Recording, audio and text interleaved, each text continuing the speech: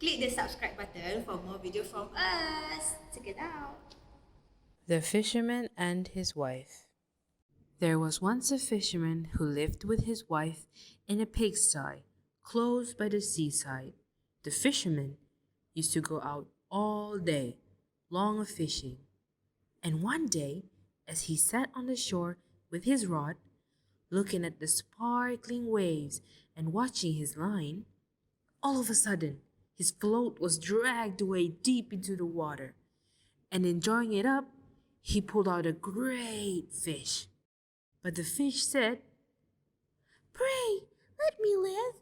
I am not a real fish. I am an enchanted prince. Put me in the water again and let me go." "Oho," said the man, "you need not make so many words about the matter. I will have nothing to do with a fish that can talk. So swim away, sir, as soon as you please." Then he put him back into the water, and the fish darted straight down to the bottom. When the fisherman went home to his wife in the pigsty, he told her how he had caught a great fish, and how it had told him it was an enchanted prince, and how, on hearing it speak, he had let it go again. Did you not ask it for anything? Said the wife. We live very wretchedly here in this nasty, dirty pigsty. Do go back and tell the fish we want a snug little cottage. The fisherman did not much like the business. However, he went to the seashore, and when he came back, there the water looked all yellow and green, and he stood at the water's edge and said, "O man of the sea, hearken to me. My wife Ilsabil will have her own will, and hath sent me to beg a boon of thee." Then the fish came swimming to him and said, "Well, what is her will? What does your wife want?" "Ah," said the fisherman, "she says that when I had caught you, I ought to have asked you for something before I let you go. She does not like living any longer in the pigsty and want a snug little cottage." "Go home then," said the fish. "She is in the cottage already." So the man went home and saw his wife standing at the door of a nice trim little cottage. Come in, Said she, Is not this much better than the filthy pigsty we had?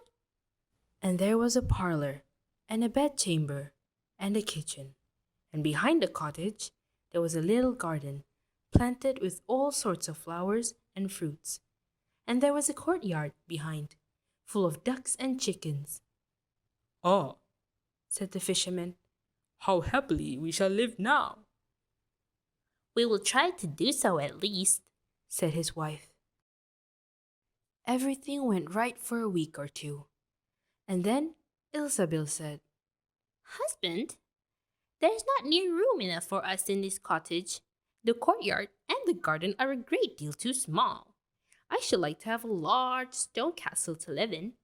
Go to the fish again and tell him to give us a castle. "Wife," said the fisherman, "I don't like to go to him again, for perhaps he will be angry. We ought to be easy with this pretty little cottage to live in." Nonsense, said the wife. He will do it very willingly, I know. Go along and try. The fisherman went, but his heart was heavy, and when he came to the sea, it looked blue and gloomy, though it was very calm. And he went close to the edge of the waves and said, "O man of the sea, hearken to me. My wife Ilsabil will have her own will, and hath sent me to beg a boon of thee." "Well, what does she want now?" said the fish. "Ah," Said the man dolefully, "my wife wants to live in the stone castle." "Go home then. said the fish. She is standing at the gate of it already." So away went the fisherman and found his wife standing before the gate of a great castle. See, Said she, is not this grand? With that, they went into the castle together and found a great many servants there, and the rooms all richly furnished, full of golden chairs and tables, and behind the castle was a garden, and around it was a park half a mile long, full of sheep and goats and hares and deer. In the courtyard were stables and cowhouses. Well, Said the man, now we will live cheerful and happy in this beautiful castle for the rest of our lives. Perhaps we may, said the wife. but let us sleep upon it before we make up our minds to that. So they went to bed. The next morning, when Ilsabil awoke, it was broad daylight, and she jogged the fisherman with her elbow and said, Get up, husband, and bestir yourself, for we must be king of all the land. Wife, wife, said the man. why should we wish to be the king? I will not be king. Then I will. Said she. But wife, Said the fisherman. how can you be king? The fish cannot make you a king. Husband, Said she. say no more about it, but go and try. I will be king. So the man went away, quite sorrowful to think that his wife should want to be king. This time the sea looked a dark grey color and was overspread with curling waves and the ridges of foam as he cried out, O man of the sea, hearken to me. My wife Isabel will have her own will, and hath sent me to beg a boon of thee. Well, what would she have now? said the fish. Alas, Said the poor man. my wife wants to be king. Go home. Said the fish. She is king already. Then the fisherman went home, and as he came close to the palace, he saw a troop of soldiers and heard the sound of drums and trumpets. And when he went in, he saw his wife sitting on a throne of gold and diamonds, with a golden crown upon her head, and on each side of her stood 6 fair maidens, each a head taller than the other. Well, wife, Said the fisherman. are you king? Yes, Said she. I am king.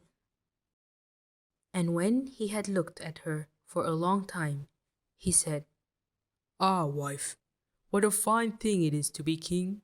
Now we shall never have anything more to wish for, as long as we live. I don't know how that may be.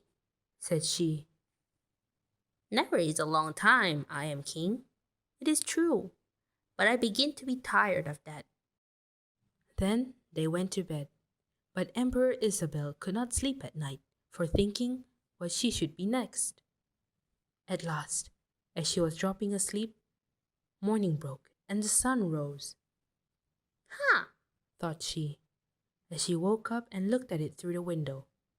After all, I cannot prevent the sun from rising.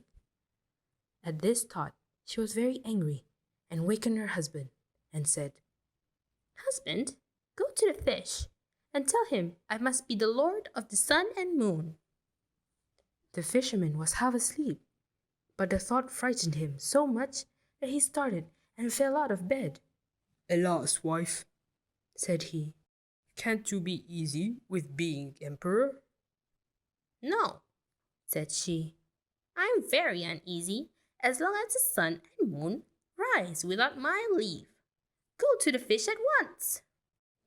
Then the man went, shivering with fear, and as he was going down to the shore, a dreadful storm arose, so that the trees and the very rocks shook, and all the sky became black with stormy clouds, and the lightnings played, and the thunders rolled, and you might have seen in the sea great black waves swelling up like mountains with crowns of white foam upon their heads.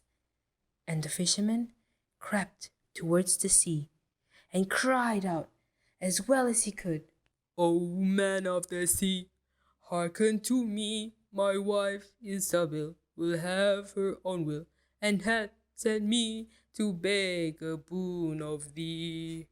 What does she want now? said the fish. Ah, Said he. she wants to be the lord of the sun and moon. Go home Said the fish. to your pigsty again.